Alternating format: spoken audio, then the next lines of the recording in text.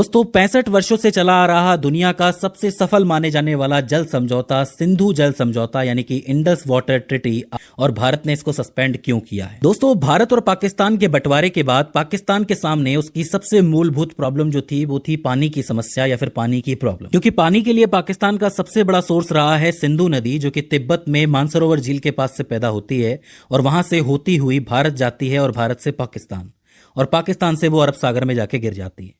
इसका अर्थ यह है कि सिंधु नदी और उसमें मिलने वाली सहायक नदियां पाकिस्तान के लिए एक बहुत जरूरी रिवर सिस्टम का काम करती हैं। मैं आपको बता दूं कि सिंधु रिवर सिस्टम में लगभग 6 नदियां हैं, जिसमें रावी, ब्यास, सतलुज, सिंधु, झेलम और चिनाब नदी शामिल है। और इस रास्ते को देखते हुए आप समझ सकते हैं कि ज्यादातर पानी जो है सिंधु नदी और उसकी सहायक नदियों से बहकर ही पाकिस्तान पहुंचता है।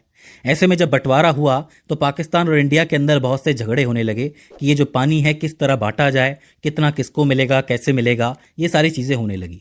लगभग 9 साल तक ये झगड़े चले और फाइनली 9 साल के बाद वर्ल्ड बैंक यानी विश्व बैंक बीच में आया और उसने 1960 में भारत और पाकिस्तान के बीच एक समझौता कराया, जिसको हम सिंधु जल समझौता या इंडस वाटर ट्रीटी के नाम से जानते हैं। इस समझौते पर तत्कालीन प्रधानमंत्री जवाहरलाल नेहरू और पाकिस्तानी राष्ट्रपति अयूब खान ने कराची में 1960 में सिग्नेचर किए और फाइनली 1960 को ये जो फैसला है, ये जो समझौता है, ये प्रभावी हुआ यानी हरकत में आया। इसमें ध्यान देने वाली बात यह है कि इस समझौते के बाद भारत और पाकिस्तान में 1965 में एक जंग हुई, 1971 में जंग हुई, 1999 में जंग हुई और साथ ही कई बार तनावपूर्ण स्थितियां बनी। उसके बावजूद भी ये ट्रीटी या समझौता सरवाइव कर गया और 65 सालों तक चलता रहा। तो अब समझ लेते हैं कि ये समझौता है क्या। इस समझौते में 6 नदियों को 2 भागों में भारत और पाकिस्तान में बांटा गया।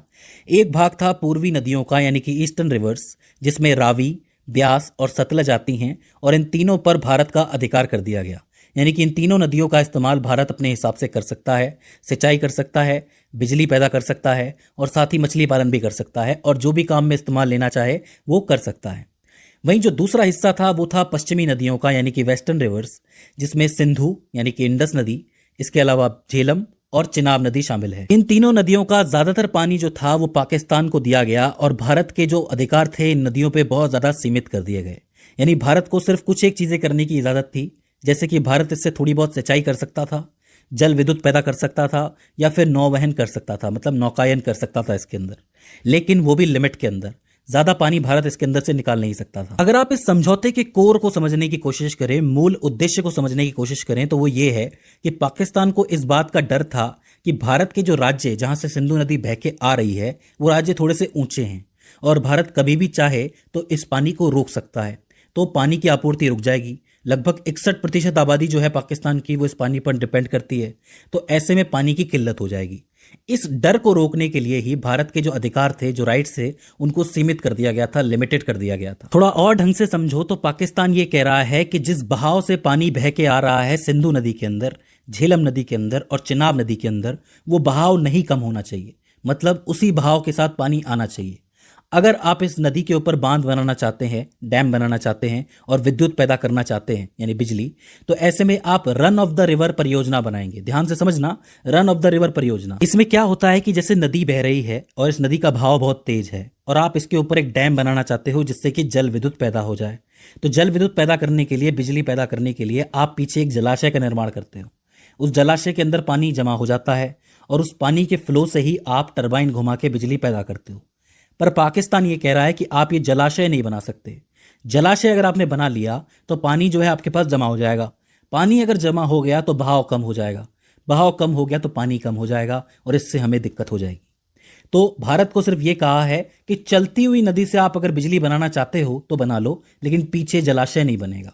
तो इसके लिए आप अपने परियोजना को या डैम को ऐसे डिजाइन करो कि चलती हुई नदी से ही बिजली बन जाए, इसके लिए पानी को रोकना ना पड़े। बेसिकली भारत जो है इन नदियों का पानी को स्टोर नहीं कर सकता, रोक नहीं सकता। फिर भी अगर भारत थोड़ा बहुत पानी रोकता है तो उसकी एक लिमिट है, लगभग 3.6 मिलियन एकड़ फुट। ध्यान से समझ लो, 3.6 मिलियन एकड़ फुट इस पानी को आप स्टोर कर सकते हो, उससे ज्यादा नहीं कर सकते। और इस पानी से आप जम्मू कश्मीर और लद्दाख में लगभग 13.4 लाख एकड़ की सिंचाई विकसित कर सकते हो।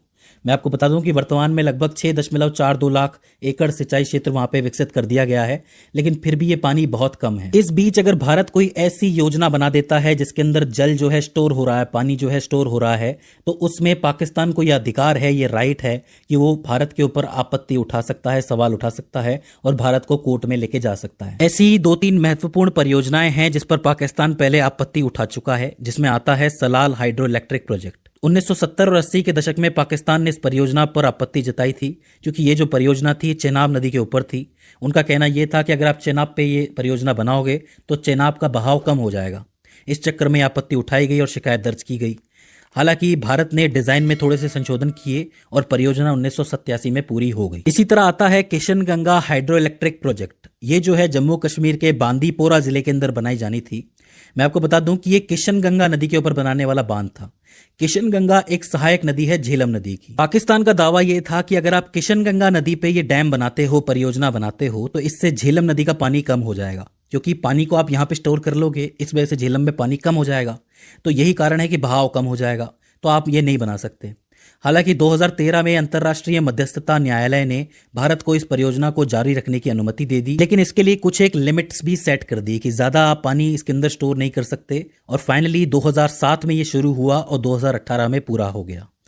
इसके अलावा एक है रतले हाइड्रो इलेक्ट्रिक प्रोजेक्ट, जो कि जम्मू कश्मीर के किश्तवाड़ जिले में बनना था, चेनाब नदी के ऊपर। इस पे भी पाकिस्तान ने दावा किया कि अगर आप चेनाब पे बांध बनाते हो तो इससे पानी जो है वो थोड़ा कम हो जाएगा, चेनाब का मतलब उसका प्रवाह कम हो जाएगा, बहाव कम हो जाएगा और हमारी कृषि और जो जल विद्युत हम बना रहे हैं, पानी की बिजली बना रहे हैं, उसमें दिक्कत आ जाएगी। वर्तमान स्थिति ये है कि ये अभी तक निर्माणाधीन है, यानी कि अभी तक ये बन रहा है। 2022 में इसकी शुरुआत हुई थी, 2026 में इसको पूरा होना था, लेकिन अभी भी इसके ऊपर सुनवाई चल रही है। तो समझौता आपको ठीक से समझ में आ गया होगा कि जो पाकिस्तान है वो ये कह रहा है कि पानी का बहाव कम नहीं होना चाहिए, क्योंकि पाकिस्तान में पानी का और कोई बड़ा स्रोत नहीं है। मैं आपको बता दूं कि जब ये ट्रीटी बनाई गई, जब ये समझौता किया गया, तो उस दौरान PIC का गठन किया गया, परमानेंट इंडस कमीशन, जिसको आप सिंधु आयोग के नाम से भी जानते हो।